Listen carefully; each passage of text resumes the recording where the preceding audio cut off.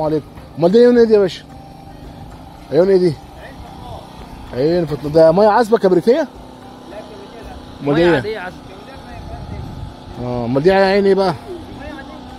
عاديه عذبه صح؟ بارده ولا سخنه ولا حاجه؟ عين فطناس ميه عذبه جميله. كل ده واحنا في طريقنا لمكان الغروب. مرحبا بكم في جزيره فطناس، بحيره الملحه، غروب الشمس. العيون دي اللي قالوها فوق ما رضوش ينزلوا فيها. دي الكافيتريات اللي بنقعد عليها بقى ايه نشوف الغروب. اهو على ايه؟ على الجزيره. فكرني عارف الحته دي بايه؟ بدهب. دهب بتاعت شرم. حاجه لازم نطمنها صح ولا غلط؟ وصلنا جزيره الغروب. فطاس فنطاس بمطاس. السلام عليكم.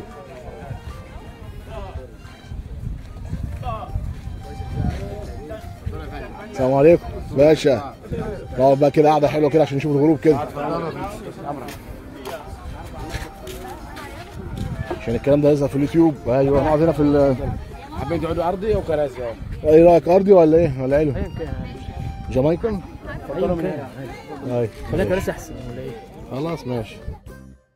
دلوقتي ده المشروب السيوي، مانجا ليمون بلح جوافه، بس هو جامد جدا. بس يعني اللي ظاهر فيه جدا البلح بس طلقه.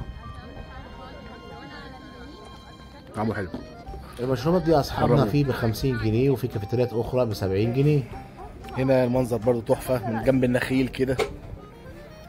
المنظر هنا رائع. هي الجزيره دي كده تحس ان نخيل وقعدات عربي جميله كده على الشمس. لسه بقى الشمس ما نزلتش. شوف تاني مكان في العالم فيه الغروب. وطبعا ما قدرتش امنع نفسي من صور سيلفي جميله على البحيره الخلابه الخطيره عشان يعني افتكر الذكريات الجميله دي كلها. دولة اصدقائنا كده في جزيره فطناس ومكان ومقر الغروب. الناس كلها هنا مستنيه الشمس في المغيب. وده الطريق الشجري اللي هو من النخيل. وهنا قعدات، هنا قعدات كده اهي، قعدات ظريفه كده منك للبحر. شايف القعدات دي؟ كلنا في انتظار قرص الشمس الاحمر. وهنا في اخر الطريق ده برضو في قاعده اهي لذيذه جدا. في اكتر من بريدج وفي اكتر من طريق وفي ناس كتير قاعده مستنيه قرص الشمس في المغيب. قريه بسيطه جدا كده. الجزيره بتاعت فطناس دي بسيطه جدا، والمكان كده الشمس مع الميه تحفه. ان شاء الله نصور لكم بقى لحظه الغروب. تابعوا. دي كافيتيريا تانية وهي الاولى.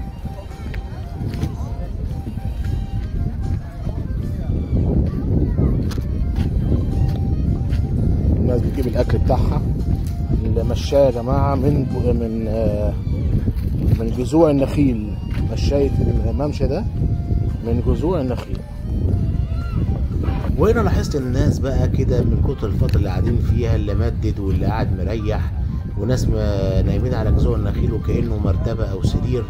فعلا يعني من حب الطبيعه هم مش فارق لهم خالص. وهنا بقى كافيتيريا، الناس قاعده ورا بعضها زي السينما، كله قاعد على اكبر مساحه من البحيره مستني يشوف اللحظه التاريخيه اللي يوثقها في حياته وهي لحظه. وكمان طبعا القعدات العربيه من جذوع النخيل والفرش السيوي حاجه رائعه. وبعد فتره من الانتظار والصور السيلفي اللذيذه الظريفه طبعا اللي ما تحلاش الا في المكان، بصينا لقينا قرص الشمس الذهبي اللي احمر كده، واتفرجوا معانا. دلوقتي اصدقائنا جت اللحظه اللي مستنيينها بقالنا ساعتين. قرص الشمس الذهبي الاحمر الجميل. اتفرجوا معايا على اجمل منظر تاني فيو للغروب في العالم.